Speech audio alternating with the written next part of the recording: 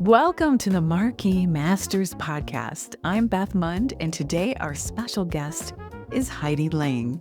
She is an educational consultant, and her company is H. Lange Educational Consulting, LLC. Here's something that might surprise you. Today's guest, Heidi, is a woman who's been shaping school culture and behavior systems across districts, who once herself was a little girl who struggled to read. And the only thing standing between her frustration and her future was a fantastic teacher that believed in her. And that teacher changed everything. Now Heidi is that person for schools, students, and educators across Colorado. With 7 years in the classroom and 8 years as a dean of culture and a psychology degree powering it all, she's cracked the code on what it actually takes to help kids thrive. And it starts long before the test scores.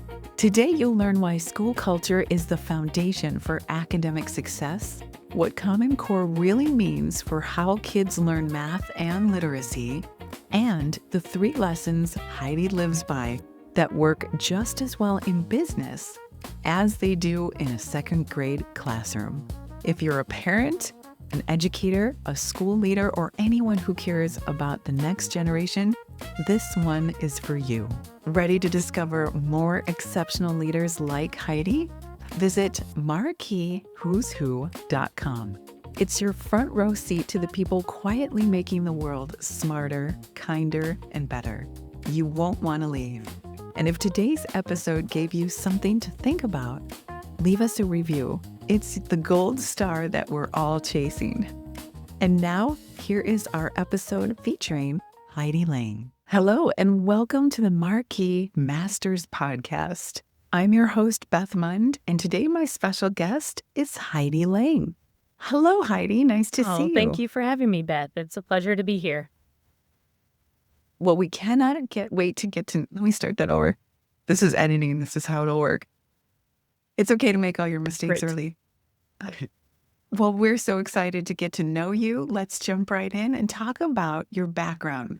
Where did you grow up, and what has brought you to your career in teaching? Okay. I grew up here in Denver, Colorado. I pretty much lived here my whole life. In my 20s, I was in Albuquerque for a few years doing some teaching there, but born and raised in Denver, Colorado. What brought me into my career and where I'm at today has been just like a multiple factors of support system through mom and dad, always liking school, which is, I think, a fun gift to have. I was always interested in wanting to learn more and got excited with school supplies and stuff. I was a little late to read, and I remember just having some frustration with reading. A 5th grade teacher really brought out confidence in me, and I think that's what spurred, my academic success was that teacher's belief in me really changed the course of how my education went. So, I'm a teacher because a teacher had such a profound impact on me back in the day. I grew up playing a lot of sports. I love basketball, lacrosse, golf, all the sports. I have one older brother. Between him and my dad, I pretty much was taught how to play everything. I always knew I wanted to work with kids. I was the neighborhood babysitter. I actually quit the basketball team my senior year to continue working at a learning center I had joined over the summer and just wanted to continue doing their after-school program. I also have a degree in psychology. I really love learning how the brain works and the brain science behind learning, and just like really focusing on age-appropriate, developmentally age-appropriate things for kids that help their learning. So I've been a teacher for 7 years, elementary. 2nd is my favorite. And then I was a dean of culture for 8 years. I kind of walked into that role being one of the few teachers that was just naturally good at handling the really challenging behaviors and making strong connections with the kiddos that needed that extra support and guidance with boundaries and discipline and behavior and all that. So, I was a dean for 8 years at a ECE through 8th grade school, which gave me a wide scope of ranges and a lot of expertise. I've been working with admin and leadership teams all throughout those years as a dean and kind of learned what it takes to set the culture of a school building and how to set up strong systems. And that's where I am today. I'm an independent educational consultant, really trying to push all the things that I've learned along the way with those school improvements, with culture systems, with behavior supports, with that foundation that sets the tone for academics. Oh, yeah. Fantastic. And wow. And from what I understand in your bio, you're one of the favorite Right, teachers. yeah. And Yeah, which is tricky being a dean. congratulations. Yes, they can, you got to be careful as a dean. You don't want students to want to see you through their bad behaviors. So you got that edge too of no nonsense. But also, yeah, I could be a favorite.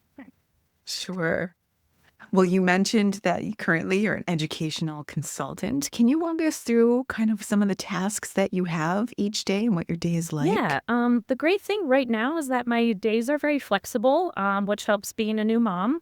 I would say that, going zoom out to zoom in level with consulting, in general, what I do is that I work with schools, school leadership teams, district leaders, teacher leaders on taking a whole school approach for school improvements. And on a day-to-day, it could be maybe some instructional coaching with, I'm doing some instructional coaching for a kindergarten team right now in Aurora Public Schools. So I'm observing and I'm debriefing with them. And, a lot of it is lesson planning stuff, but then that in the moment classroom management, how to keep the students engaged and handle those minor misbehaviors. So it can be something as specific as that, to then meeting with the leadership team and deciding what presentation, what professional development does their staff need. And so a lot of times I'm doing presentations on, the overarching tiered supports, as we say in education, and what those tiers are and how they work for a whole staff. So yeah, I do a lot of stuff. It could be a meeting, it could be an observation, I could be teaching at one moment, modeling, to doing presentations. Wow. And your extensive backgrounds and degrees all come into play for that. You had mentioned you had a 5th grade teacher that gave you that green light and encouraged you. Would you be willing to share their name and any other mentors you'd love to mention or highlight that helped shape your career? Yeah, absolutely. Her name was Miss Unger. She was fantastic.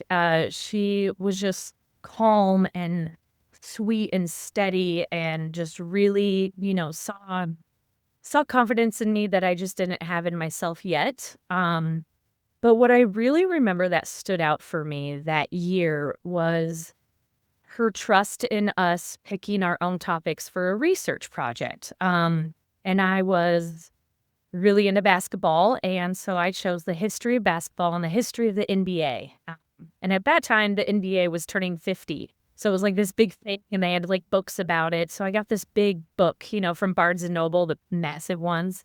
And it was just exciting to be able to pick the book I wanted to be interested in, have the confidence in reading it, and do a research project that was something that I really wanted to do. And I could excel at that. I could read it. I could, talk about it. I could learn about it. I could present about it.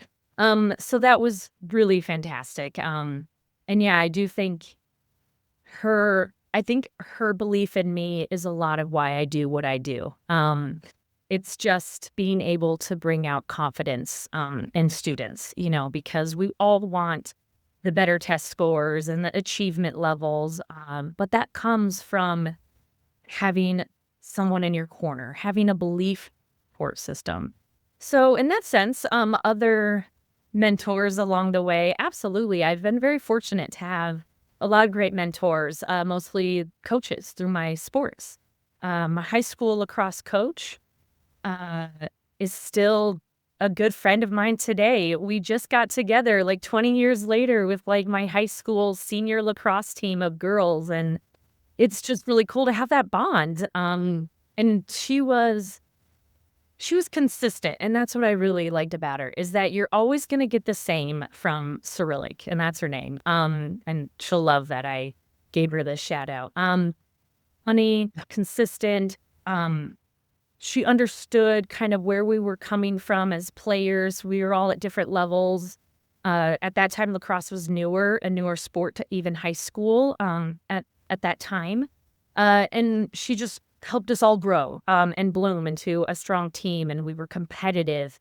And she's funny, like we had just a lot of great times with her, which is probably why we're still in contact today. It's a fun time to be with her. So yeah, those are wonderful. a few mentors for sure. That's fantastic. Yeah. Have you ever wondered how some people's stories live on, not just through their work, but through history itself? For nearly 130 years, Marquis Who's Who has been documenting the lives of leaders, innovators, and changemakers across every profession. From CEOs and scientists to artists and educators, Marquis has captured the stories behind success, the people who define our times. Being listed in Marquis Who's Who isn't just recognition, it's taking control of your personal brand and using it to create a meaningful and impactful legacy. It's a record of your life's work, preserved, published, and accessible to generations who will study, research, and be inspired by your contribution. If you've built something meaningful and you've made an impact in your field or community, this is how you ensure your story is told and your personal brand is maintained accurately with integrity. Visit marquiswho'swho.com to learn more about how you or someone you admire can be featured, because history remembers those who take the time to record it. So you mentioned sports and these wonderful mentors and how you're working, you said, with Aurora right outside of, is it Colorado? Right there right outside of Denver. Mm-hmm. Yeah. And so you give so much to the community. Are there other things that you often do and find yourself giving back to the community, perhaps professionally or outside of your work as an education consultant? Yeah, that is such a great question. And it makes me think and reflect like, wow, maybe I could be doing even a little bit more with my community. Right now, one thing I do that it wouldn't be just like my own community hub, but I am a big donator in World Wildlife Fund, Ocean Conservancy, and National Parks Conservation.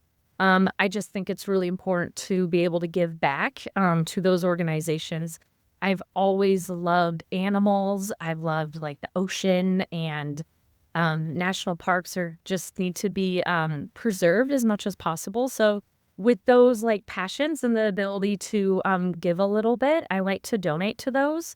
I've even brought in some of those donation activities into my classroom. When I taught second grade, we adopted a polar bear, and everyone knew that that's Miss Lang's favorite animal. So we adopted a polar bear and learned about their habitat in Antarctica and, what they need and how their environment could be changing. And all of that stuff is just really cool. But also with my community, I keep in touch with former families and students really well, which is super special. I would say that it's really fun for me to spend my time going to a former student's basketball game or football game.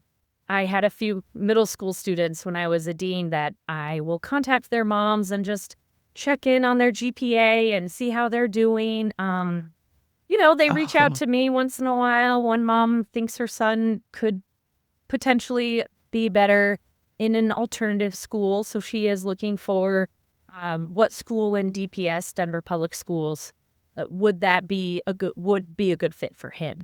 So it's just nice to be able to keep those connections and continue those family supports. Oh, they're so lucky to have you. I know that when you do have a great teacher or someone that really is in your corner, as you mentioned, and supports you as a student, you feel it. And it trickles to the parents and the family out as well. And I know we've certainly used our dean and some of our best teachers to ask them their opinions as the children have grown. And it's so well appreciated. So thank you for the work that you do. I wanted to ask you about your love for the wildlife support. Do you ever use those tracker beads that you can buy and track the animals, and have the students That seen is that? so funny that you asked that. This morning, I was looking at the app that I do have. 1 year for Christmas, I got my wife a tracker for an elephant, her favorite animal, and then I track her Okay. for a dolphin. I also love dolphins. And I was like, I haven't seen where they're at in a while, and so it's really funny you asked that. Yeah, we donate, I guess, through the adoption of the animal, and you get the bead bracelet. Yeah. Then you Yeah. download the app on your phone and you can see kind of where they travel. It's so cool. Yeah. It's so cool. Students love it. Well, all That's ages such a love good it, idea. really, Yeah, for the honestly. classroom. That didn't exist when I was a classroom teacher, but that could be a great activity to bring into a classroom. Yeah. Well, it is, yeah, it's fairly new. I know my kids have one, and it's just so fun to turn it on and look. And again, it's tied to the technology, which is always tricky to manage. Is that something that you struggle with or that you address when you're helping in the classroom? Is technology a prevalent topic right now? Absolutely. Yes, as it should be, with technology moving as fast as it is these days. The two Sure. main points that stick out in my mind for technology is first, just the developmentally appropriateness for younger children and screen time. And so I did work at a charter school years back, and the big craze then was let's do one-to-one iPads for the students. And interestingly enough, with their one-to-one iPad throughout the days, we had a lot of behaviors. And so you can just see a direct correlation with younger students and too much screen time. And so I do try to push as a consultant, principals, teachers, just to be mindful of the tech use. Like, it's not going to completely go away. And that's fine. We are living in a tech heavy world, and there are skills that students need to learn in order to excel in the world we live in today in terms of technology. But with the littles like ECE, kindergarten, I don't really think that screen time is going to be that beneficial. There's just so many other ways for their brain to learn.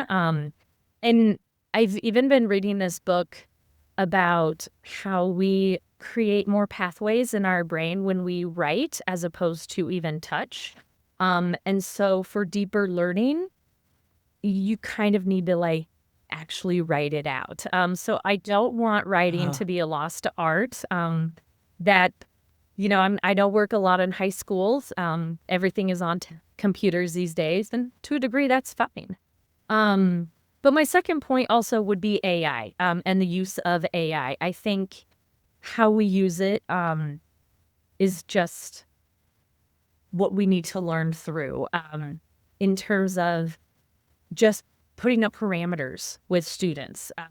Like you can use, if you're going to use Chat GPT, like try to write your own paragraph and then see how it edits it. Or a good activity I've done with some 8th graders one time, I just got thrown in as a sub.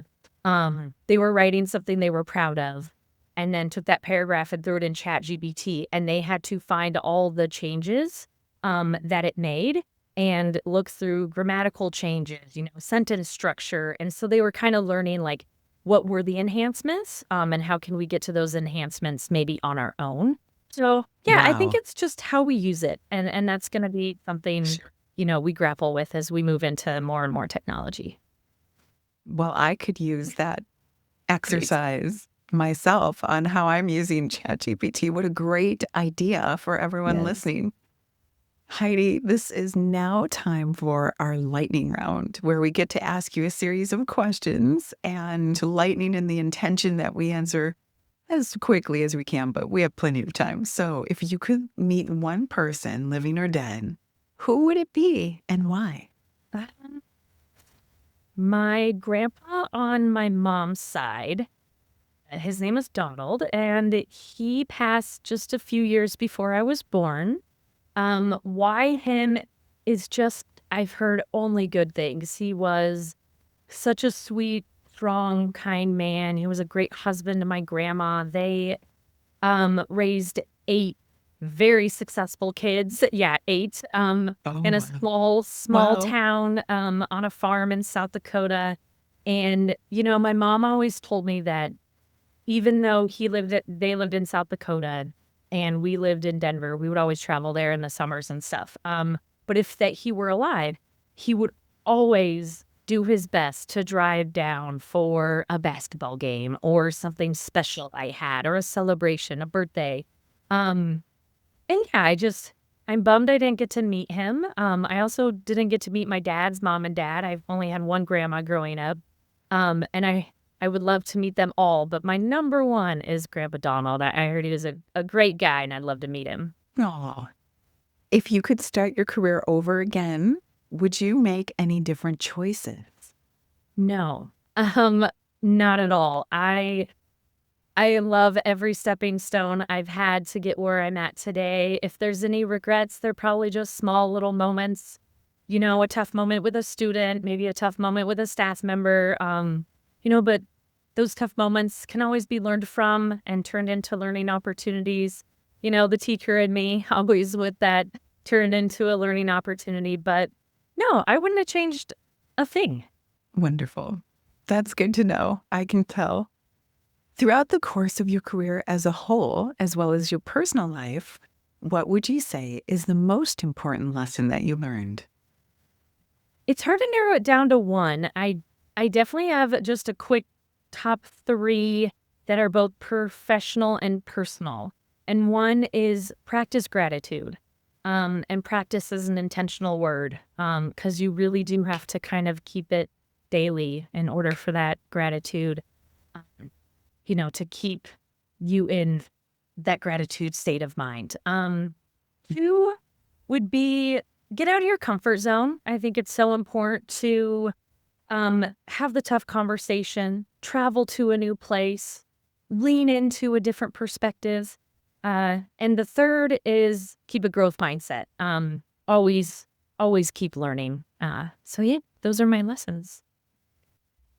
Those are wonderful lessons. Thank you so much. That's fantastic. Oh, thanks. Well, that completes the portion of our lightning round. Heidi, it was so good to have you. But before we say goodbye, there is one thing that we did not get to discuss, and I'd like to invite you into it, is this question I have here, which is, how does Common Core standards affect the way that teachers teach? And I think so many people are going to want to hear your impression here. So, Common Core. It's a tough question to answer, but the one thing I can say is, well, first I can't speak to like how every teacher teaches Common Core because each teacher can be so different in their unique styles and all of that. But, the attempt of Common Core really was to, one, standardize across all the states a deeper set of content standards per grade. And deeper meaning going into the stronger understanding, like in literacy, not just like being able to read or read fluently or even comprehend, but there's that deeper there's that deeper push, I would say, for citing evidence. And, even in writing, giving opinions and citing evidence as to why, being able to restate comprehension from the text and then put things in your own words. With I just said literacy. With math, the deeper understanding comes from the idea of really getting to understand how math works conceptually as opposed to procedurally. And I found as a teacher that was actually really helpful and very cool. It's not just start on this side and carry the 1. It's why are we starting with the 1? And it's 10 or bigger. It needs to move to the 10s, understanding place value. And teaching Common Core standards, I found that I even learned more about phonics, phonemic awareness, that conceptual learning of math. Like I'm opening up all these different ways for students to answer a math question. I am learning through them, wow, you did it differently. Like I wouldn't have seen it that way. but this is how the numbers work. And we're all getting to the same answer, or maybe different answers. And then we backtrack and learn from our mistakes. But, I would say that no matter what, it be the common standards, common core standards, or moving into this curriculum or that curriculum, what matters the most with teaching is how we connect to our students. And that's it. Heidi, that was one of the best explanations I've ever heard of Common Core approach. I can see why you are one of the favorite teachers. I totally appreciate how you explain that. And I so wish that we had that growing up, because you're so right. It was conceptually proposed instead of memorizing it and just repeat it for the test or for the future. That is so well said. Well done. Thank you so much, Heidi, for joining us today. If you would like to learn more about Heidi and her work and others like Heidi, please check out marquiswhoswho.com. And thank you today for joining us on the Marquis Masters Podcast. See you next time.